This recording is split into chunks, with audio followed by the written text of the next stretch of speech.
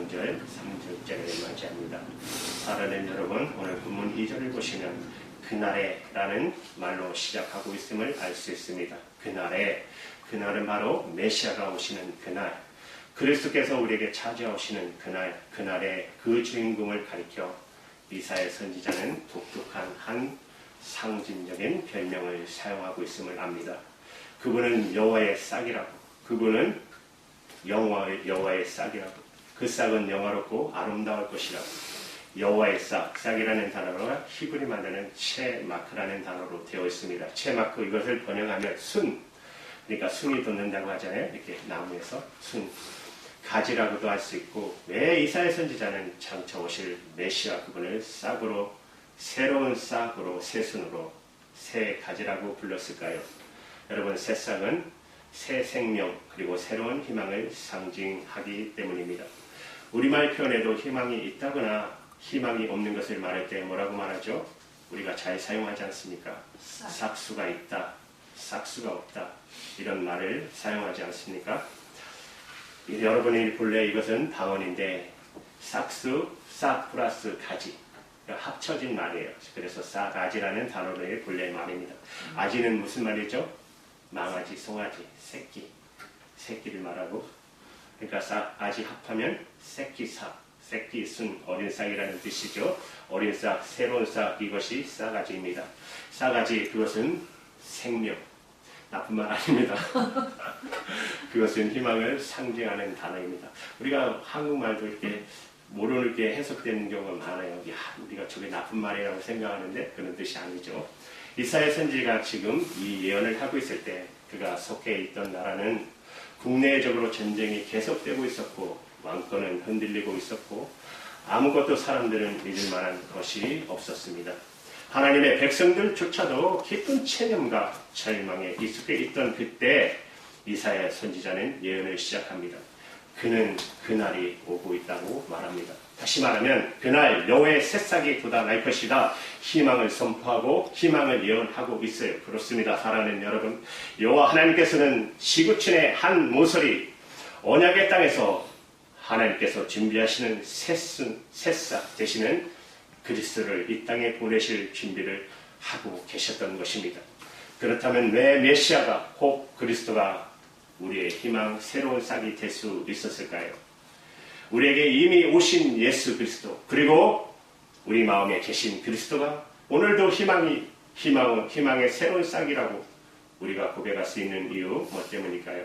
첫 번째는 그분은 우리를 성도로 기록해 주시는 분이기 때문입니다. 여러분, 오늘 본문 3절 말씀을 같이 읽겠습니다. 시작. 시온에 남아있는 자, 예루살렘에 머물러 있는 자, 그 예루살렘 안에 생존한 자 중 기록된 모든 사람은 거룩하다 칭함을 얻으리니. 여기서 중요한 단어는 기록된이라는 표현입니다. 기록된 모든 사람, 달리 말하면 농명된 모든 사람은 거룩하다 칭함을 얻게 될 것이다. 이 표현은 하나님의 백성들에 대한 최고의 명예로 그들이 하나님의 책에 그 이름이 기록되는 거룩한 사람들이 될 것이다. 이것을 다르게 표현하면 그들의 구원이 보장된다는 독특한 표현인 것입니다. 여러분, 다니엘서 12장 1절의 말씀을 보시면은 그때 내 백성 중에 책에 기록된 모든 자가 구원을 얻으리니, 하나님의 책에 그 이름이 기록된 모든 사람은 구원을 얻는다는 것이 틀림없다는 것이 그들의 구원이 보장되어 있다라고 선언하고 있어요. 이런 표현은 신약 성경에서도 계속되는 것을 볼 수 있습니다. 신약 성경에서 예수님께서 제자들을 둘씩 짝을 보내서 전도 여행을 보내십니다. 그래서 전도지에서 많은 제자들이 경험을 하고 돌아옵니다. 그리고 보고를 해요. 놀라운 체험을 보고해요. 우리가 전도를 했더니만 귀신을 들린 사람에게 쫓겨나라고 예수님의 이름으로 귀신아 물러가라 했더니 귀신이 쫓겨나고 병든 자들이 고침을 받고 숱한 기적을 목격했습니다. 그렇게 막 흥분해서 간증할 때 그때 예수님이 하신 말씀을 여러분 기억하십니까? 누가복음 10장 20절의 말씀입니다. 같이 읽을까요? 시작.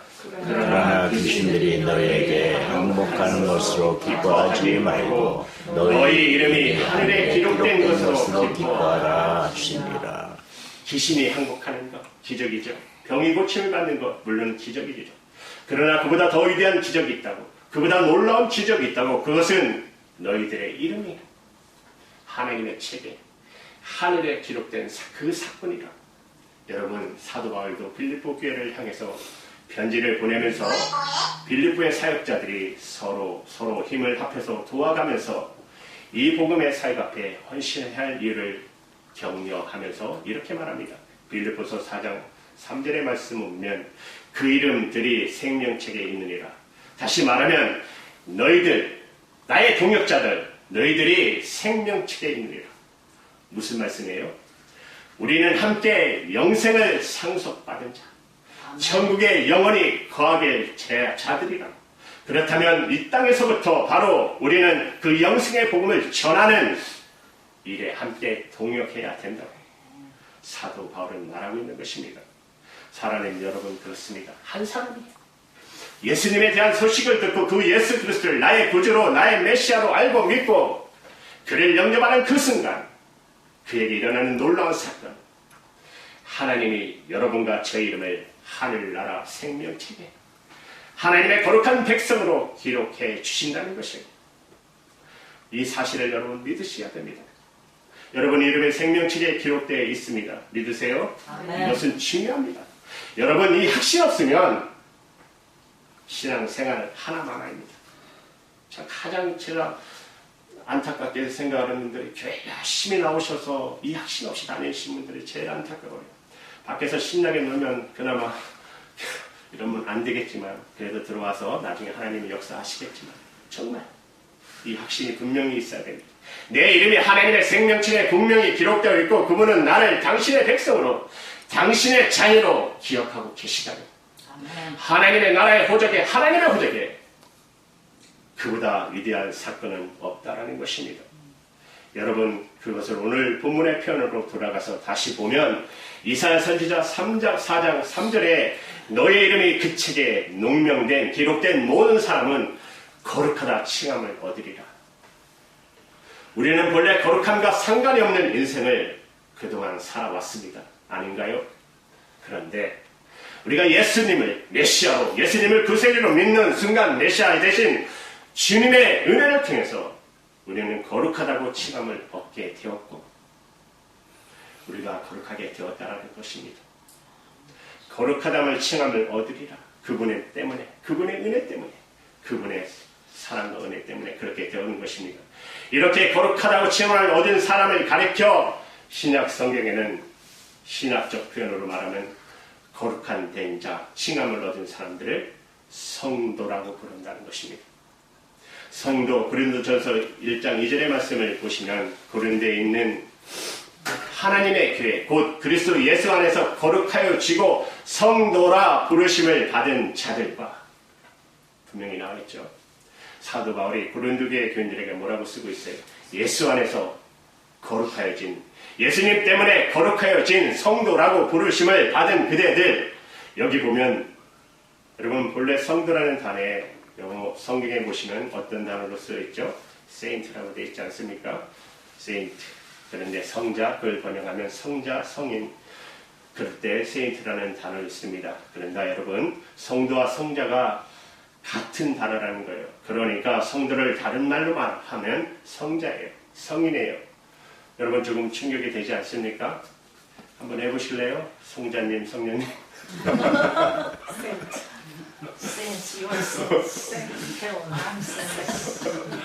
우리가 성도라면 별로 충격 안 받는데 우리 이름 앞에 성자, 성이라는 단어 앞에는 상당한 충격을 받게 됩니다. 왜냐하면 이 용례가 어떻게 쓰여졌죠? 원래 성자, 성이라는 단어를 많이 쓰는 곳이 어디죠? 천주교잖아요. 천주교. 천주교에서, 가톨릭에서는 그렇게 합니다. 가톨릭에서는 성도 가운데 하나님을 믿는 사람들 가운데서 아주 특별한 인생을 산 사람, 그리고 위대한 기적을 체험하는 사람들을 심사를 거쳐서 성식을 합니다. 이제 이 사람은 성인이다. 이렇게 인정을 하게 되면 그 다음부터 이 사람 앞에 글자 하나가 붙어요. 성인이라는 단어. Saint, ST. 그래서 Saint Augustine. Saint 성 어거스틴도 있고 프란시스코도 있고 우리 한국에 누가 있죠?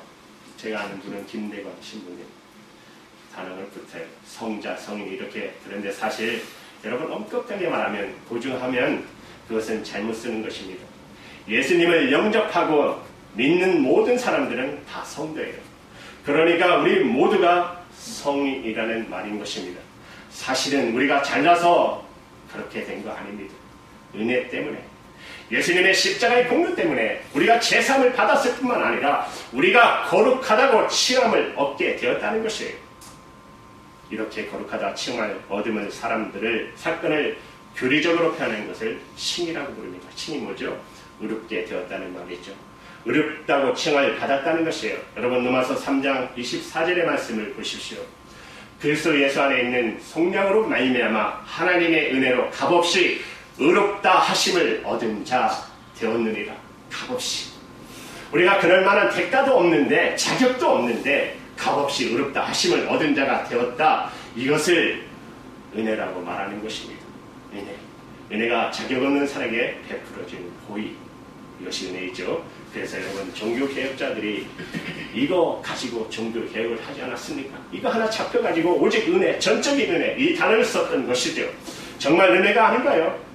나 같은 사람이 의롭다함을 칭함을 받고 나 같은 사람이 성도라 부르심을 받고 이것이 은혜가 아닙니까? 놀라운 은혜인 것입니다. 자, 누구 때문에요? 예수님 때문에. 우리를 위해서 이 땅에 오신 새로운 삭 대신 바로 새 생명 대신 예수님 그분이 우리에게 베푸신 그 은혜 때문에 과거의 죄인이었던 내가 우리가 성도가 되고 우리의 이름이 하나님의 책에 거룩한 백성으로 기록되었다는 사실입니다. 여러분이 놀라운 사건을 가리켜 은혜라고 말하는 것입니다. 그래서 우리는 그 메시아가 우리의 희망이라고 구원이라고 예수님이 여러분의 메시아가 이런 희망이 싹이 될 수 있었던 또 하나의 이유는 여러분 두 번째는 청결함의 은혜를 입게 하시기 때문인 것입니다. 우리가 거룩한 존재로 칭함을 얻기 위해서는 먼저 우리에게 필요한 선언적 가제가 있습니다. 그 가제가 뭐냐면 우리 죄가 청결하게 돼야 된다는 것이에요. 그런데 문제는 우리 모두가 불결한 죄인이라는 사실입니다. 그런데 메시아가 오실 때 우리가 받게 될 또 하나의 은혜, 우리가 입게 될 은혜를 본문 4절은 어떻게 표현하고 있습니까? 우리 한번 같이 읽을까요? 시작 4절. 이는 주께서 그 심판하시는 영과 송멸하는 영으로 시온의 딸들의 더러움을 씻기시며 예루살렘의 피를 그 중에서 정결하게 하실 때가 되느니라. 사랑하는 여러분, 모든 죄는 우리 영혼 속에 깊은 죄책감을 남깁니다. 그때 우리의 영혼은 청결함을 갈망하게 됩니다. 그래서 행위나 혹시나 하나님이 그 은혜를 주시니까 우리는 청결함의 희망을 안고 하나님 앞에 나오게 되는 것입니다. 그리고 우리는 우리가 부르는 찬송가 가사처럼 우리가 앞에 불렀지만은 332장에 보시면 나 행한 것 죄뿐이니 주 예수께 비옵기는 나의 몸과 나의 마음을 깨끗게 하옵소서. 물 가지고 씻든지 불 가지고 태우든지 내 안과 방 다 닦으사 내 모든 죄 멸하소서. 아까 이거 부르지 않았네요. 190장인데 여러분 생각나시죠?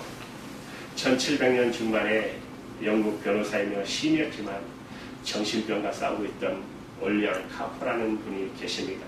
이분은 수시로 한청과 한시를 듣고 보고 있었습니다. 그런데 들려오는 소리가 계속적으로 자기를 향해서 너는 더러운 존재야, 너는 저주받도록 태어난 존재라는 어둠의 소리를 듣고 있었습니다. 그래도 다행스러운 것은 이분을 아끼는 분들이 계셨습니다. 이분을 아끼는 분 중에 어메이징 그레이스, 우리가 부를 때마다 은혜 받는 존너스 목사님이 이 사람을 아주 아꼈습니다. 또 그와 함께 몇 사람이 이분을 도왔고, 그래서 이분이 하나님의 말씀을 계속적으로 읽었습니다. 어느 날 그는 로마서 3장 25절의 말씀에 있고 깊이 묵상하게 됩니다. 로마서 3장 25절의 말씀 한번 같이 읽어볼까요? 시작. 이 예수를 하나님이 그의 피로써 믿음으로 말미암아 화목제물로 세우셨으니 이는 하나님께서 길이 참으시는 중에 전에 지은 죄를 간과하심으로 자기의 의로움을 나타내려 하시니라. 하나님이 우리 죄를 간구하시고 물음을 나타내셨다. 예수님이 화목제물이 되셨다. 예수님이 나를 이제 내 죄를 용서하시고 나를 의롭다 하시고, 이 놀라운 은혜를 묵상하던 그는 펜을 들어 찬송가를 작사하기 시작합니다. 이 찬송사가 아까 불렀던 샘물 같은 190장, 샘물 같은 부혈은 임마누엘의 피로다. 여러분, 이번에 그걸 생각하면서 이 찬양을 부르면 더 은혜돼요. 이 샘에, 이 부혈의 샘에 죄를 씻으면 정하게 되겠네, 정하게 되겠네. 죄숙함을 얻은 백성은 영생을 얻겠네. 샘솟듯 하는 피곤새 한없이 그러다. 4절의 가사에는 날 정케 하신 피곤이 그 사랑 한없네. 살 동안 받은 사랑을 늘 찬송하겠네, 늘 찬송하겠네. 사랑하는 여러분, 그렇습니다. 우리 메시아, 우리의 구세주 되시는 예수님 앞에 우리가 나오는 그 순간 우리는 깨끗게 하시는 소멸이요, 성령이 우리의 존재를 정결케 하시는 그 은혜를 입혀 주신다는 것입니다. 이 얼마나 놀라운 은혜입니까? 그래서 스가랴 선지자도 그 감격을 스가랴